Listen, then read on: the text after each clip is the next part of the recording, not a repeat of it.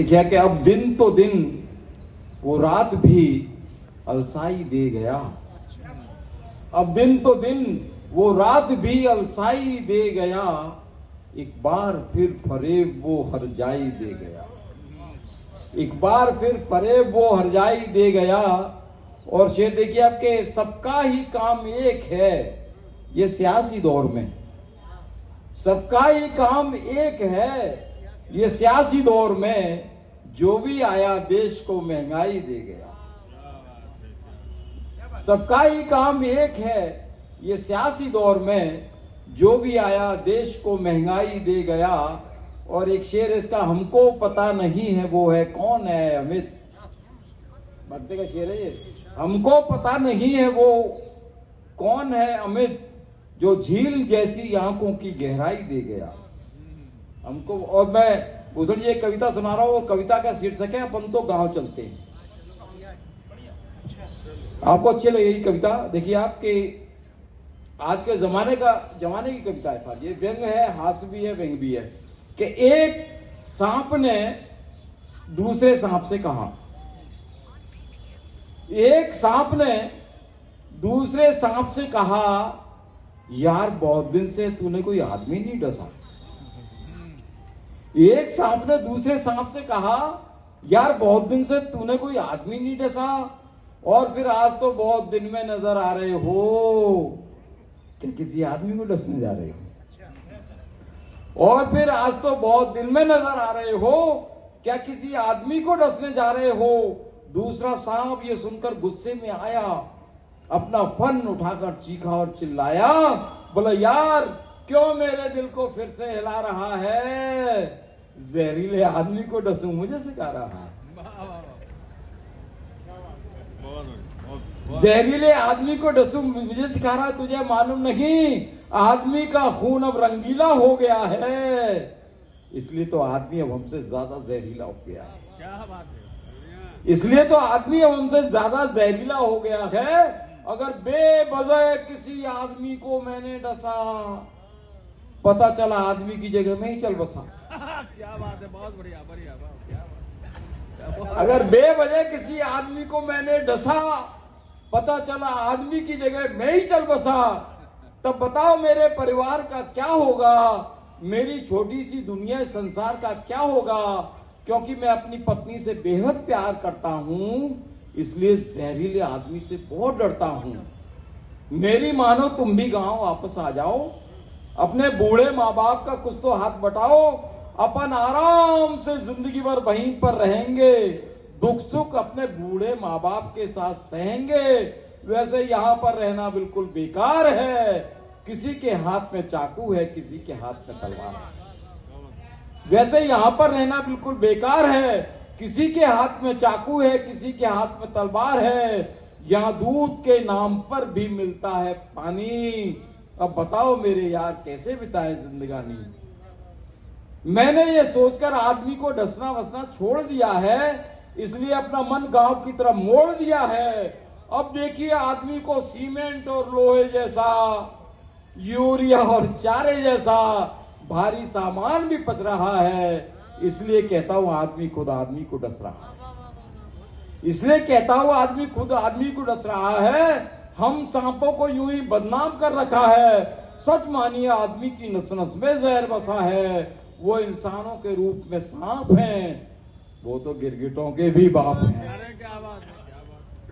वो इंसानों के रूप में सांप हैं, वो तो गिरगिटों के भी बाप हैं। अरे मौका हाथ लगते ही रंग बदलते हैं। मेरे यार चलो अपन तो गांव चलते हैं, मेरे यार चलो अपन तो गांव चलते हैं। बहुत बहुत धन्यवाद।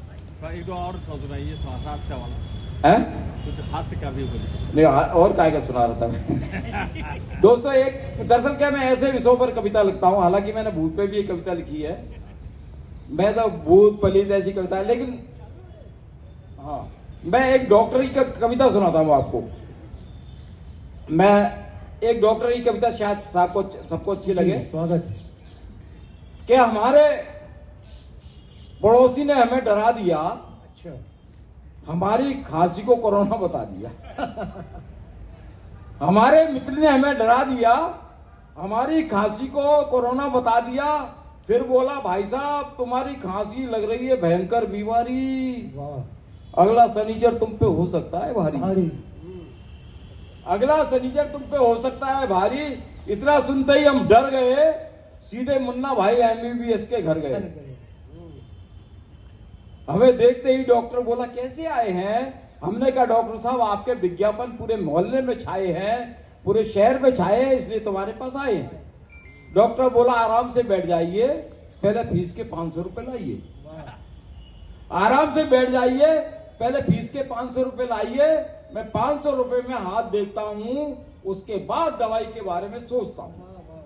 डॉक्टर ने हमारा हाथ अपने हाथ में लेते ही घुमा दिया और गरीब हाथ में महंगी दवाई का पर्चा थमा दिया। फिर बोला ये दवा 3 दिन तक खाएं, अगर जिंदा रहें तो लौट कर आएं। बोले ये दवा 3 दिन तक खाएं, अगर जीवित रहें तो लौट कर आए। हमने कहा डॉक्टर साहब ये क्या कह रहे हैं, क्या आप भी भ्रष्टाचारी के गंदे नाले में बह रहे हैं? डॉक्टर बोला नहीं, मैं बहुत मजबूर हूं। क्यों?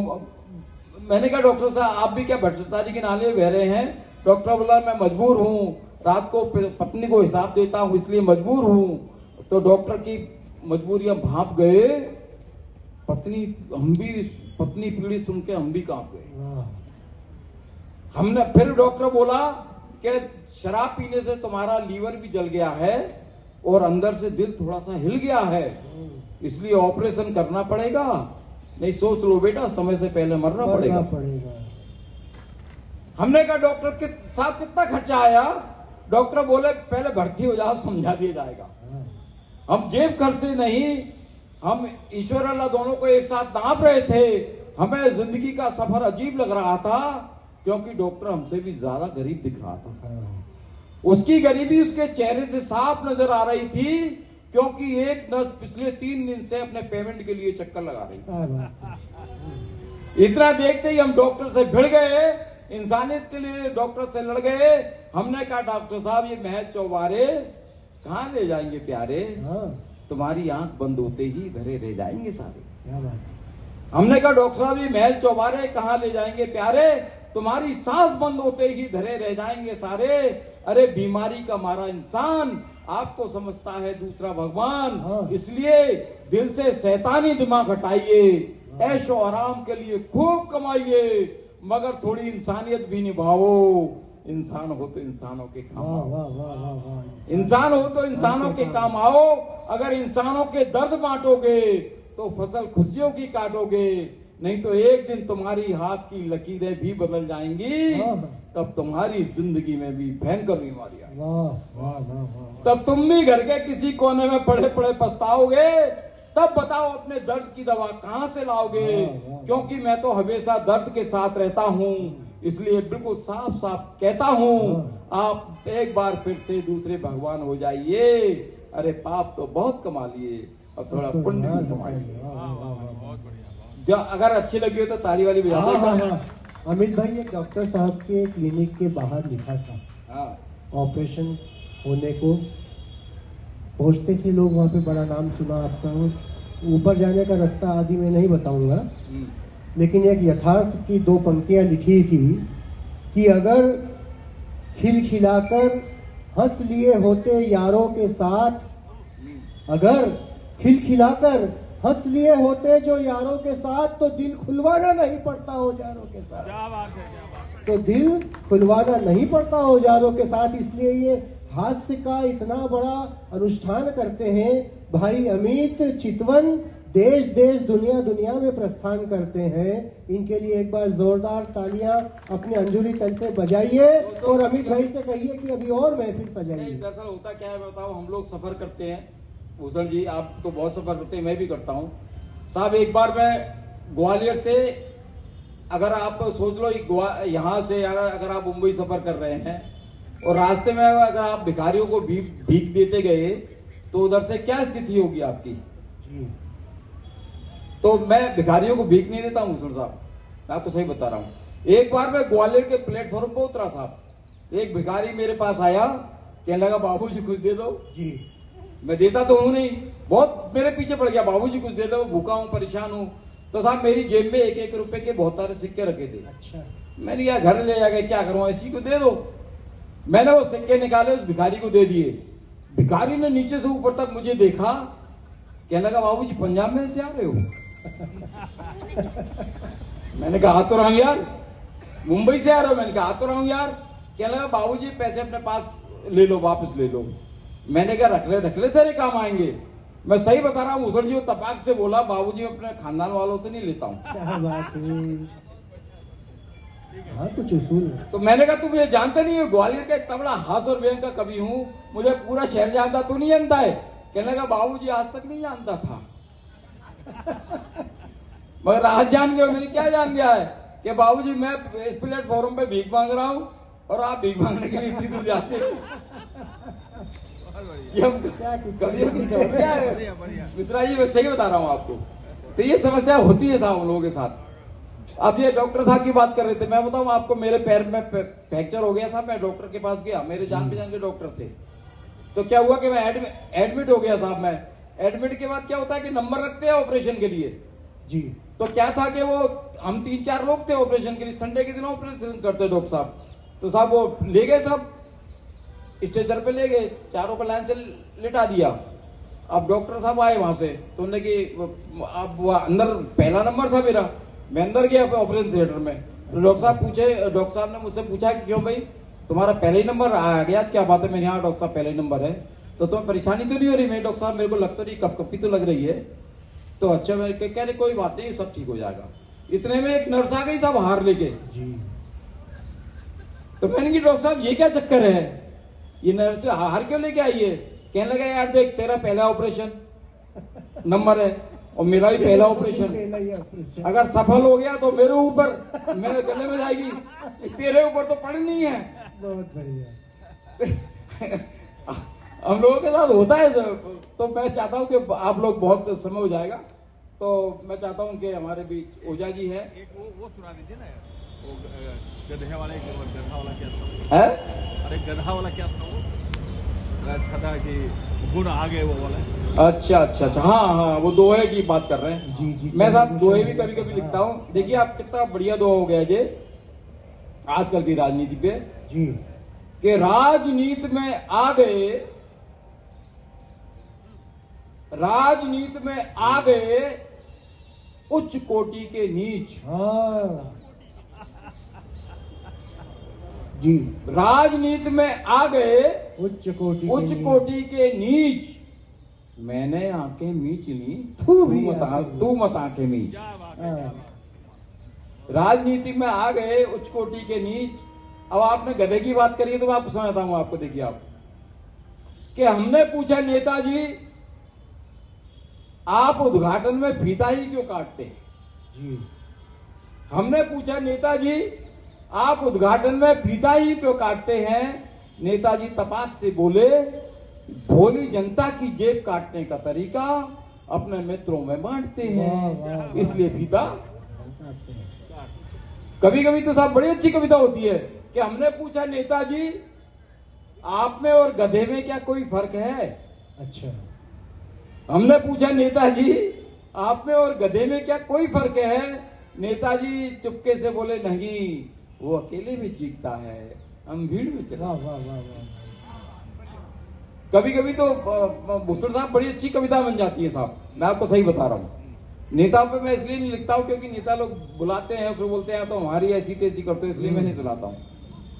मैं सही बता रहा हूँ आपको।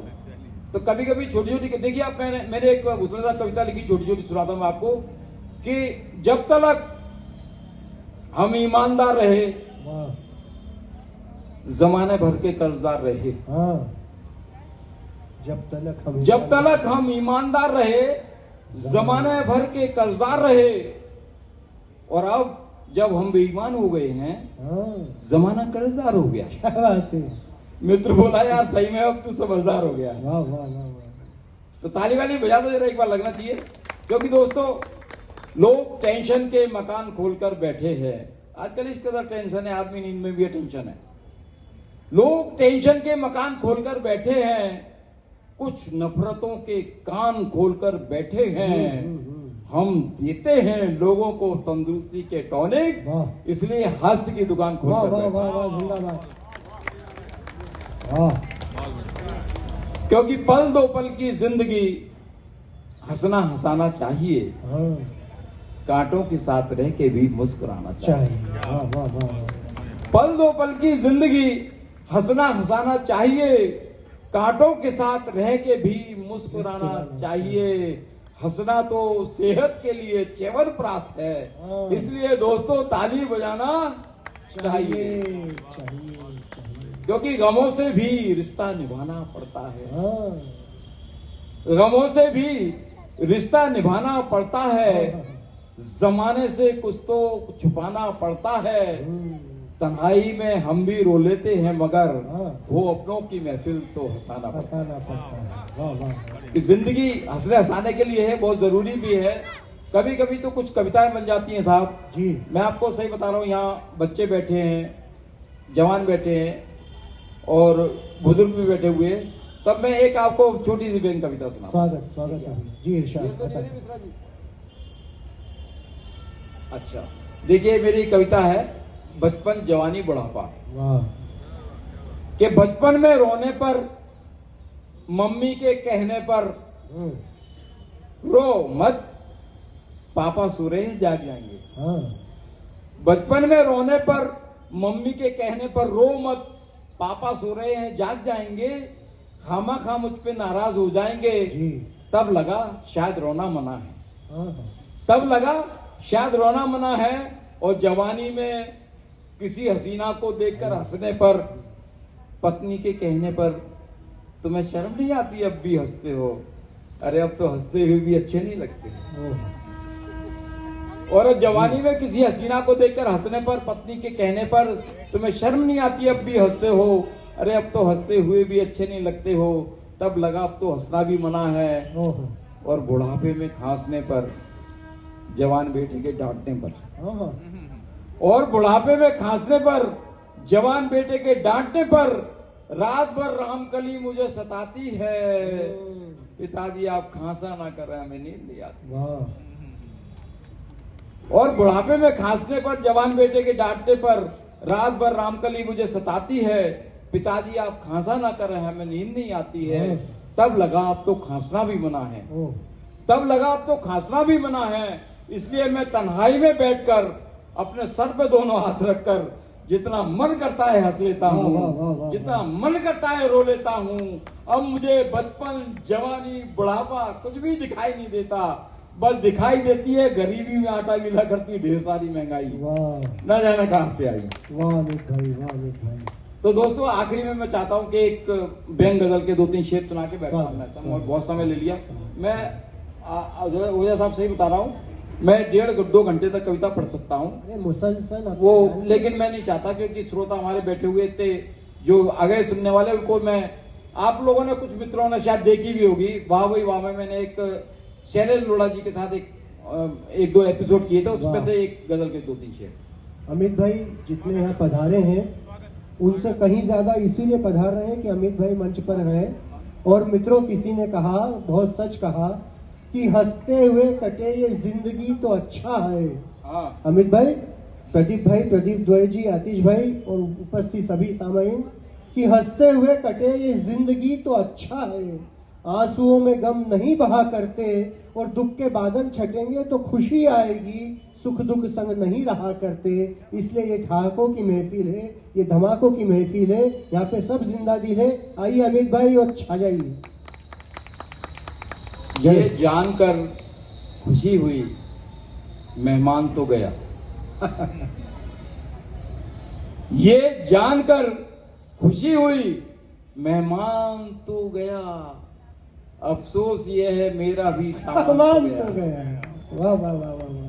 अफसोस ये है मेरा भी सामान तो गया, और देता रहा तू